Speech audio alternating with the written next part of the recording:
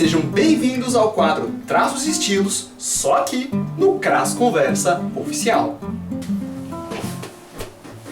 Meu nome é Thiago Spikert, sou desenhista, quadrinista e professor de artes.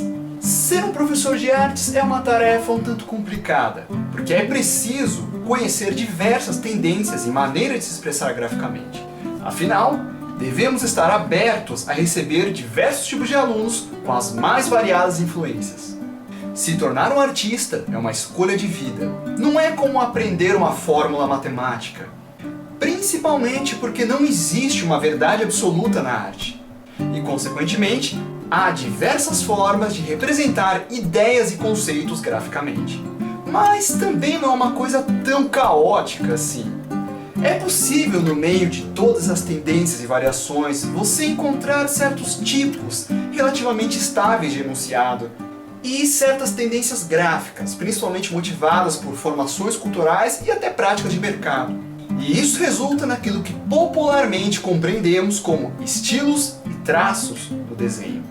Nesse quadro aqui, eu pretendo trazer alguns esclarecimentos, reflexões e breves orientações práticas sobre cada estilo e quais nichos de mercado um desenhista, ao escolher o seu estilo, traço, tendência, quais caminhos ele pode seguir e onde ele pode se encontrar.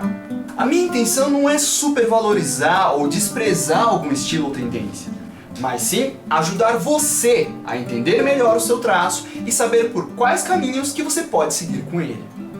Vale lembrar que essa compreensão de estilos e traços são compreendidos como rótulos aceitos e que são mutáveis. Os nomes e maneiras de representação que caracterizam um determinado estilo podem mudar dependendo do tempo, contexto e época e podem até deixar de existir no futuro.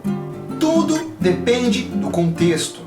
E eu, em particular, recomendo que você tente ser versátil. Os conceitos e teorias básicas de desenho e manipulação de muitos materiais são os mesmos, independente de qual estilo ou tendência gráfica você escolha ou se sinta mais à vontade. O que vai mudar é a sua maneira de representar e transmitir as suas ideias graficamente. Muito bem, dados esses esclarecimentos, vamos começar com o primeiro episódio do Estilos e Traços. No primeiro episódio dessa série, abordarei o estilo mais bem difundido pelos grandes mestres da arte clássica, o realista. O que é o estilo realista? É a forma de desenho que procura representar a realidade da maneira mais fiel possível. O mundo como ele é, as cores, as formas com fidelidades ao máximo. A única maneira gráfica, ou seja, 2D, de representar a realidade de maneira mais fiel que um desenho realista é com a fotografia. Deixo claro aqui que estou me referindo ao conceito de desenho realista numa ótica naturalista, ou seja, é a representação do mundo como ele é, estilização zero. É aquele tipo de desenho onde aspectos que podem ser considerados como imperfeições, entre aspas, aos olhos populares como rugas, gordurinhas localizadas, pintas e tudo mais, devem ser retratadas. Desenhos de super-heróis se aproximam do realista, mas não são naturalistas, pois existe uma estilização grande quando se faz as figuras altamente musculosas e as mulheres voluptuosas. Nem todo desenho precisa ter tanta fidelidade ao ponto de se confundir com uma foto para ser considerado realista aos olhos populares. Uma arte que se aproxime disso, mas dê para ver nitidamente que é um desenho, também se enquadra nessa tendência. Como é? O aprendizado. Um dos principais pontos a considerar para um artista que busque a arte realista como sua maneira de expressão é entender que no mundo real não existem linhas. Um dos conceitos mais primários e intuitivos que adotamos para nos expressar graficamente. Não é que não se use linhas no estilo realista, mas a representação dos volumes e formas, pela lógica da luz e sombra, vem em primeiro lugar. É importante deixar claro a diferença entre desenho realista e acabamento realista. Fazer seu desenho sem linhas, com formas, luzes e sombras que simulem volumes de maneira a parecer real, não significa que isso fará seu desenho ser realista. Qualquer distorção da realidade já é considerado uma estilização e sairá dessa categoria. A dificuldade é sempre relativo. Eu considero mediano. De início, pode parecer mais difícil do que realmente é. Na minha experiência e opinião, Vejo que o segredo para dominar a técnica do estilo realista está na compreensão do conceito de luz e sombra, contrastes e manipulação adequada dos materiais que você utiliza. Pessoas que se inclinam mais para o estilo realista geralmente primam em seu trabalho pela beleza e técnica, retratam muito bem detalhes e compreendem com facilidade o espaço do mundo ao seu redor. Porém, são menos expressivos e representativos e raramente trabalham com metáforas visuais e estilizações. A percepção. A arte realista tem um ímpasse aí. Aos olhos populares e professores de formação mais clássica, a esses em particular vai agradar bastante. O desenho realista impressiona com mais facilidade. Acredito que seja por referência aos grandes mestres do passado. Ainda mantém-se a ideia de não é qualquer um que faz isso. E não é mesmo. Porém, no mercado e para profissionais e professores com formação mais mercadológica, não vou dizer que eles olham com maus olhos, mas haverão alguns que dirão: legal, mas se for para eu querer representar a realidade como ela é, a fotografia já faz bem esse trabalho. Não levem a mal essa crítica. Por mais que pareça que ela desmereça a técnica de um artista com estilo realista, do ponto de vista prático da coisa, existe um fundamento nesse comentário. Para muitos, a graça do desenho não está na capacidade de representar o mundo como ele é, mas sim de criar representações diferentes de mundo, ou seja, trabalhar com a capacidade de imaginar e reinventar a própria realidade.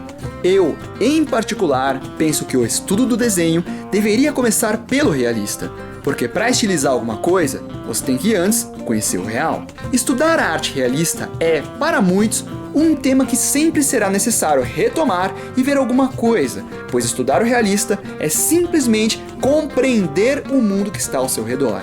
Então, ambas são importantes e têm o seu ponto.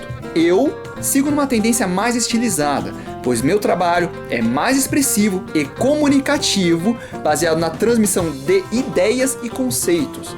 Mas isso é do perfil de cada um. Até hoje, eu consulto livros e referências reais para o meu trabalho, e certamente o farei enquanto eu for um desenhista. Aplicações profissionais no mercado. Mercado de storyboards. Pessoas que trabalham com desenho realista, manjam bem de perspectiva, construção de ambientes, cenários, representações lógicas da realidade, são muito bem-vindas na produção de storyboards. Esse é o tipo de mercado que, quando as pessoas encontram alguém que faz isso bem, você sempre vai ter serviço. Storyboard é uma coisa que gera com muita facilidade. Mercado publicitário, propaganda, curtas-metragens usam direto isso. Ilustração para livros didáticos, geografia, história, ciências no geral. Livros que são necessários, ilustrações que tenham desenhos de anatomia, de ambientes, principalmente livros de ciências, onde você tem figuras de animais, figuras de corpo humano, imagens técnicas de estruturas da pele, estruturas do corpo, estrutura dos animais, a parte de zoologia em geral, botânica, enfim, geralmente pede por um desenho mais realista, principalmente quando ele é utilizado para nomenclatura e educação.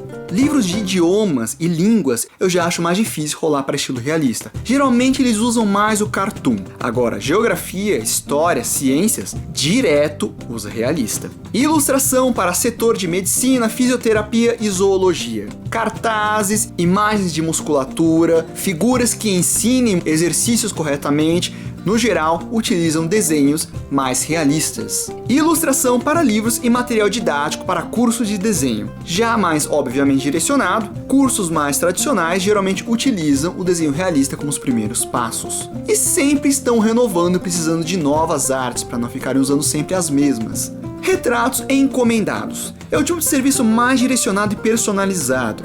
Ainda é bastante valorizado para quem aprecia, do ponto de vista perceptivo.